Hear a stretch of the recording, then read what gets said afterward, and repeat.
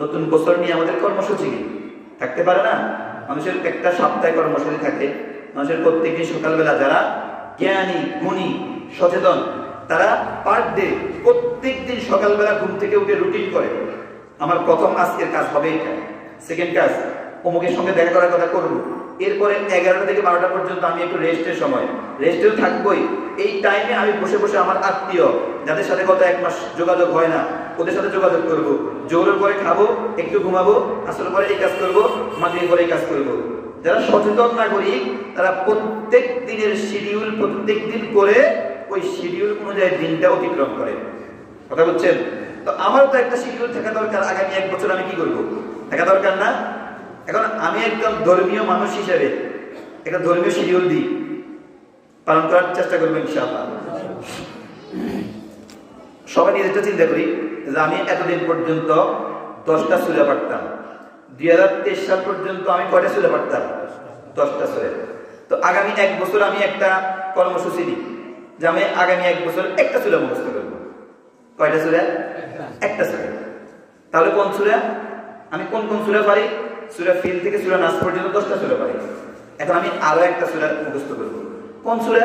যেমন কথার কথা সূরাতুল আসর, ওয়াল আসর ইন্নাল ইনসানা লাফি খুসর, এই সূরাটা 1 বছর ধরে নিলাম, 1 বছরে একটা সূরা।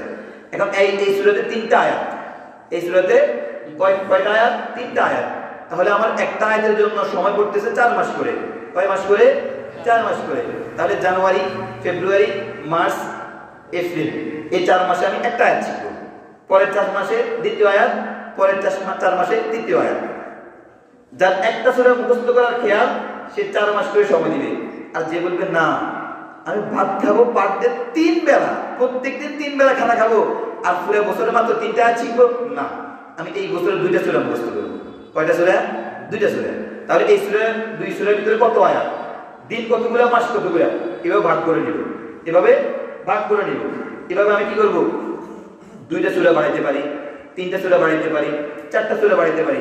ভাই দেখেন, আপনি যদি মক্তবের ভিতরে সূরা ফিল থেকে সূরা নাস পর্যন্ত 10টা সূরা শিখছেন, ওই মক্তব থেকে বের হওয়ার পর থেকে আমার ভাগ্য আর আরেকটা সূরা আমার সঙ্গ দেয় না।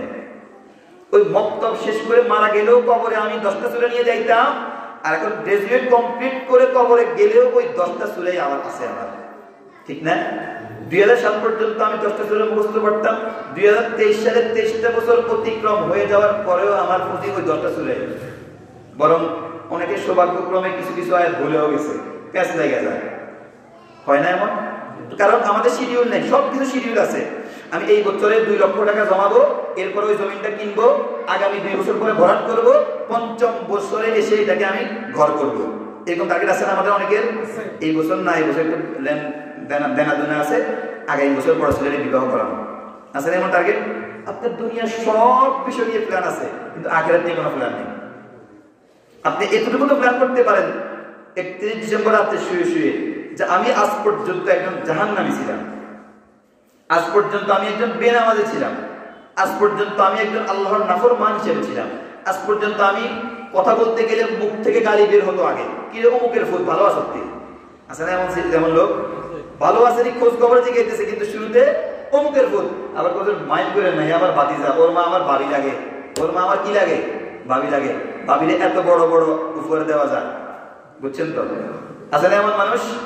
তো আমি আজ পর্যন্ত এমন মানুষ ছিলাম যার কথার আগে পিছে গালি বের হতো।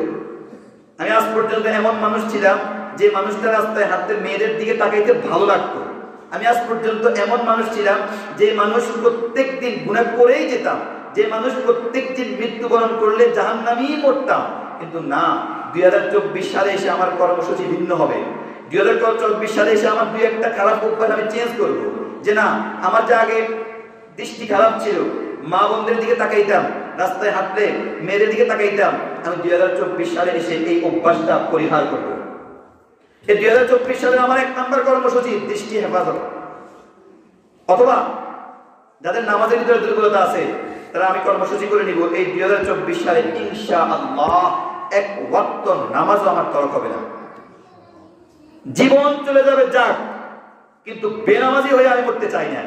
কর্মসূচি করব ইনশাআল্লাহ 2024 সালে এসে আমি আমার অমুক গুনাহটা ছেড়ে দেব। কোন গুনাহ? এক একজনের এক একটা গুনাহ। আমি হুজুর মানুষ ভিতরে ভিতরে কত গুনাহের পাহাড় করে বসে আছি, আমিও চিন্তা করবো যে আমার ওই গুণটা হয়ে গেছে 2023 সালে। ঠিক আছে, ইনশাআল্লাহ অতীতের গুনাহের জন্য আল্লাহর কাছে মাপ চাইবো, আর 2024 সালে এই গুণাটা করবো না। কর্মসূচি নেন, নিজের জীবন চেঞ্জ করেন।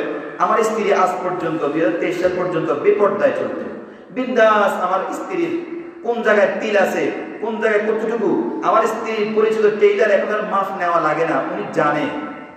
স্ত্রী ব্লাউজ সিলাইতে হলে কোন জায়গায় কত ইঞ্চি দেওয়া লাগবে, আমার পরিচিত ওই পুরুষ টেইলারটাও জানে না।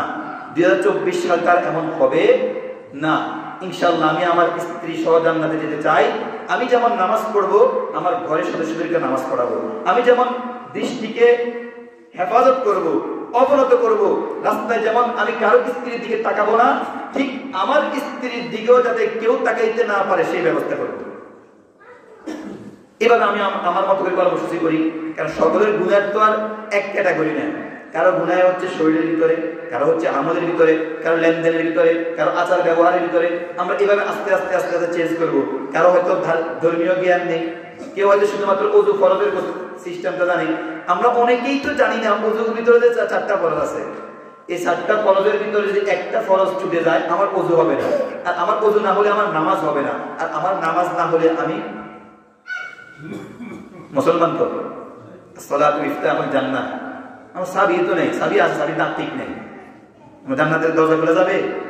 তাহলে নামাজের জন্য ওযু শর্ত, আর ওযুর জন্য 2টা জিনিস শর্ত করতে হলে কি কি লাগে, আর ভেঙে যায় কি কি কারণে।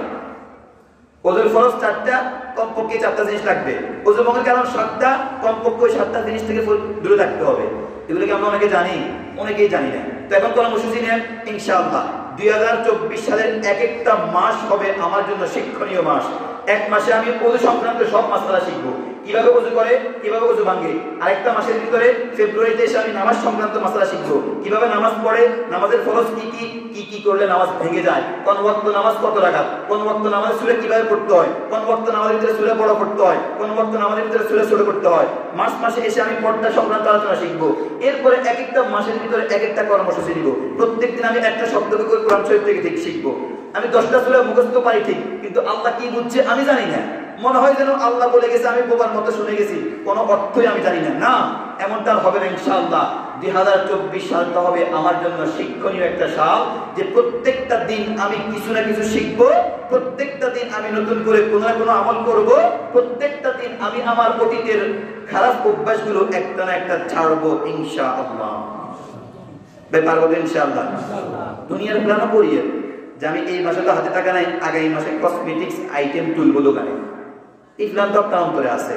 এই মাসে তো বিদেশি কোম্পানির মাল নেই, আগামী মাসে গোল্ড মার্কের মাল নেই, এই মাসে মুদি আইটেম কিছু কম তুলছি, মাশাআল্লাহ ভালো লাভ। এরকম জানলে 10 বস্তা পেঁয়াজ আর আলু স্টক করতাম, আছে না প্ল্যান অনেকের। তো এবার প্ল্যান করি আমরা ধর্ম সম্পর্কে, পারবো তো ইনশাআল্লাহ। আল্লাহ তাআলা আমাদেরকে 31st নাইট নামক এই গজব থেকে দূরে রাখুক, এবং আগামী 2024 সালকে ঈমানের সাজে সজ্জিত করার তৌফিক দান করুন। সকলে বলেন আমিন।